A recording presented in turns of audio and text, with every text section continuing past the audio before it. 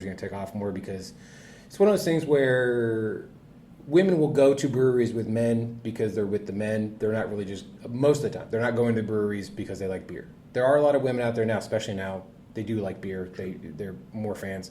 But if they take them to a cider place, they're more fans of that. They like that a lot. So yeah, traditionally you're absolutely right. yeah, Overwhelmingly, probably true. Yeah. Yeah. I mean, that's one cool thing about what Bishop's doing now, of course, because they're doing a little bit of everything. Yeah. And I mean, I have to say, I love going over to the facility they have now in Fort Worth because you're getting both sides of it. Uh-huh. You got a huge cider selection and a pretty good craft beer selection as well. True. All fresh from that spot. Now, how did you get over to Legal Draft? Because I loved those people. I love that establishment. The whole place was cool. Greg's great. I love Kelly as well. There was never a bad person I met at Legal Draft. Just unfortunately, there was things that just didn't work out, and so they're no longer in business. I have heard it is the landlord situation as well, but that's not me. I'm not saying anything. But how did you get over there? Because, again, Legal Draft is such good people. Yeah, just for perspective, I guess you say I was gone before any of that happened as well. Yeah, so yeah, you were. I don't have really anything to add on that end of the story, but that's it's an interesting story as well, and also involves Revolver as well. So I actually met Greg at Revolver. Okay. So at Revolver, when I was there, or I'm probably still this way, or was before I even started there, but they've got the Saturday tour, of course. Still going, actually. I think it took a pause during and after COVID or something, but still going. In fact, I'm thinking about going out there this weekend, and I haven't been for a couple of years as a side note. Anyway, so their deal on Saturdays was always, the tour guide was revolving. So I just said revolving. Yeah. Revolving tour guides at Revolve. Exactly. And so the brewers would have to take turns conducting the tour. Makes sense. For the public. So like you go there for a Saturday, for people that haven't been there, you go there on Saturday. It's kind of open house, live music, catered food or food trucks, all that sort. And then I think once or maybe twice now in the afternoon, there's a tour offered and you can go do it if you want to. So anyway, the brewers would do that. So when I started with them, I got put on the deal, every 3 or 4 weeks or whatever, I would conduct the tour on the Saturday. And then part of the deal was they have a huge chalkboard there when you walk in, and it says, "Welcome to Revolver, blah, blah, blah. Here's the beers that we have on tap today," or some different things that you may not have had from the grocery store. And then your tour guide, Ezra will be your tour guide today. Nice. And they'd always post a couple either interesting facts about that person and then when it was my day, they'd always say, owned a distillery or also a distiller or something like that. So anyway, I'm at Revolver on a Saturday, do the tour, and Greg, or a guy, walks up to me and says, "Hey, I'm Greg." And also interestingly, he introduced himself that he was working on opening a brewery. Oh. So I was like, okay, that's cool. Had a nice conversation with him. I thought it had a fascinating concept. And I just told him, as I would tell anybody that walked to me with that story, I'm glad to help you with anything I can. If I can be any help at all, here's my contact. So, yeah. So his brewery project, no, I'm sorry. He was intending to build a distillery at the time. And his distillery project evolved into a brewery project. Huh. I said that backwards. So I did end up communicating with him off and on about little things typically. Couple bigger decisions that he made that I had played, the most important that I kind of played a role in with him was we had talked a little bit about brew houses, sizing, manufacturers, things like that. And I had been fascinated for a while with a brew house that's manufactured in California from a company called IDD. Very, super unique brew house. And so I just told him, you should check this thing out, because they're going to be different than what other people are showing you. Yeah. And he looked into it, liked it, continued to check it out. Actually ended up, I believe, going to Australia to look at one operation, and became sold on it, and ended up buying the thing. So yes, I worked with him off and on a very casual basis throughout his build out essentially. And then the only time I was so busy at Bishop, I never got time, even though I was driving through there every day twice, I never got time to stop, or never ended up not stopping. But the day that they unloaded the IDD, he's like, "Hey man, you should just come over here and check it out, just see it with your own eyes." So I did that. So kind of got reacquainted at that time.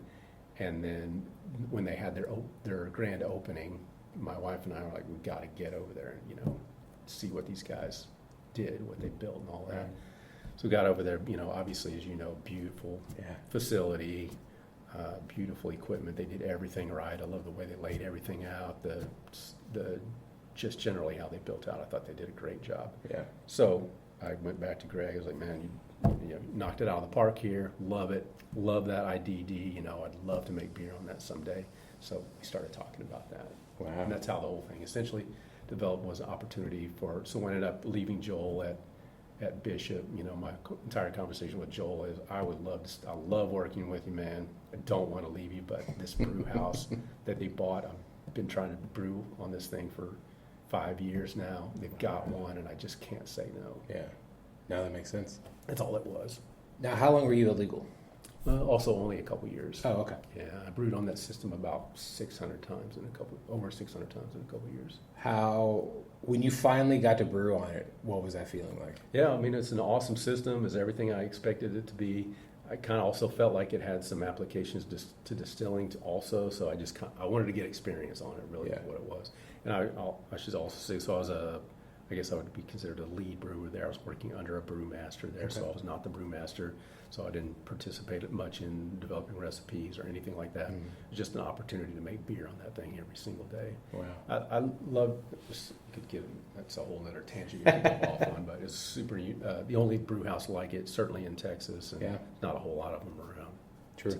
Essentially, without getting too deep into it, they utilizes what's called a mash filter, as opposed to a mash tun, which gives you a ton of flexibility in terms of what kind of ingredients you can utilize to make beer out of.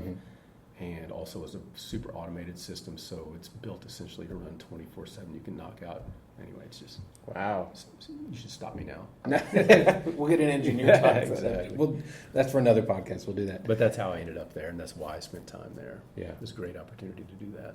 Now, when you left there, was it to come here and start this, or so how did Blackland begin? Yeah, the way that whole thing developed was super simple. While I was at Legal, I was loved being back in the brewing industry for sure. Enjoying making beer for a living every day, loving that brew house and operating that, but also trying. I had decided at that point to actually formalize my distilling education somewhat, which is I never have done in the brewing world. Just made a ton of. I've brewed about 3,000 batches of beer professionally, so that's allowed me to call myself quote unquote a brewmaster, whatever that is. But I'd never formalized any education that way. I really definitely wanted to delve deeper into distilling, get better at it. Even though I knew how to distill, I wanted to become a real distiller. Yeah. So I decided to formalize my education with that. I found a great program for doing that through a place called Institute of Brewing and Distilling out of London. That I could do it online, and they've just got a massive amount of amazing material that's been developed over decades that was available to me online or to an applicant online, and then also spent a little bit of time in Scotland. Wow. Through them, so that just opened up a bunch of doors as well. Oh, for sure. Anyway, so I did that while I was at Legal, and then just out of the blue, I ended up meeting Marcus, and the timing was perfect. Yeah, I was going to get into that in a little bit. You earned your certificate in distilling, which congratulations. What all goes into that? Because you said you found it to do it online, and then you went over to Scotland a little bit, and then did you actually graduate over there so that you could? Yeah, only the certificate, which isn't a huge deal at all, but it's better than not having one. It was a big step, a big step. Like I said, I never did any kind of formal education at all with it, but I just knew like they're the masters, so they got this stuff figured out, and I love their style. I've definitely carried over their style into what I do currently here today. But what did you ask me? Oh, what all goes into the education side. The education system. Yeah, the beauty of so nowadays, if you've got a kid that's 18 years old coming out of high school, and he's like, "Oh, Dad, I want to make beer for a living," there's schools and certificates and online training. There's a ton of stuff. When I was coming up in the brewing world, There was Siebel in Chicago, which is well established, but it was expensive, and you had to go live in Chicago, and that was not an option for an adult with a family and all that, or at least an adult. And then I believe, somewhere in the middle of my early brewing career, UC Davis developed a good brewing program that had a great reputation and all that. But, just not a lot and I had to go to California for that. Yeah. But nowadays it's a lot easier, I think. I think there's a lot of online options, and that was the beauty of IBD is they did and still offer a really nice educational program that, and then you take exams. And I took my exams at UT Arlington. Oh, cool. Proctored exams. And it's a well established, well known school. So if you were to do that, it's not terribly expensive because you're doing it online, doing it from home. And then if a distillery is looking for somebody and they need people that understand distilling, the concepts and all that, and you're like, oh, I've been to IBD, that lets them know you've got some good education. That's really cool. Yeah, it worked out really well for me. And I when I have other people that ask me, like what are the options, I always recommend it. It's reasonably priced, and you get a ton of amazing information. Yeah. Now, as much as we will hear to talk about Blackland Distillery, once I found out I was talking to you, I did a little bit of research on you, and I was like, okay, your history before Blackland is so deep that we could probably do a whole episode about it. So I tried to cover it as much as quickly as possible, Sure. But I guess tell us the origin stories of you ending up here at Blackland Distillery. Yeah, so I've been here, going on 5 years now. Okay. With Marcus. And so when I actually met Marcus because of, again, back to equipment again, but we operate ice stills here, equipment from a company called Ice Still. It's a Dutch company. Okay. You've been here, so you know what they look like. It's incredibly unique still. You're not going to see one anywhere else. Not sure whether it's kind of like with the ID. There's no other ice stills in Texas, and I don't know where the next nearest one is. Anyway, as a distiller, I'd been following ice still online for a while just because it's so unique and trying to figure out what it was all about, if people were using them, what made them different, and all of that. And about 5 years ago, they posted that they were doing an installation in Texas. So I thought, this is could be interesting for me. At least I get to see one of these things. So I contacted them.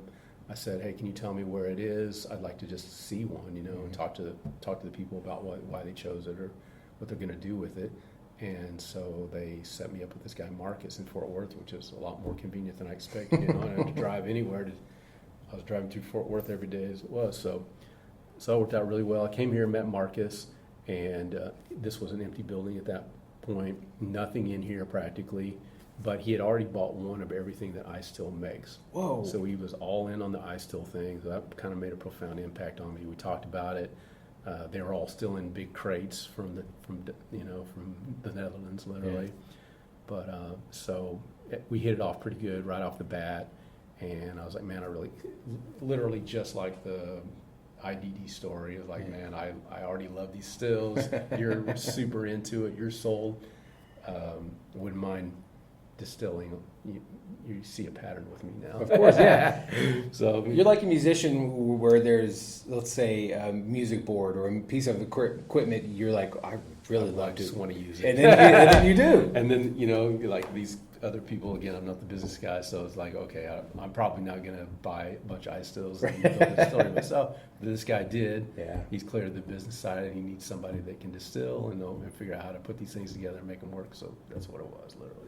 So once you started, not just seeing the equipment, but actually working with the equipment, how much better was that? Because, in your head, I imagine, you're like, it's the sky's the limit. You can do whatever. It's your entire dreams. And then once you get into it, it's a completely different animal. Sure. What was it like when you actually started working with the equipment? Yeah, it's interesting. I mean, it's just an evolution. It's easy to look, looking back now. So it's like, that seems like yesterday, but it seems like a decade ago as well.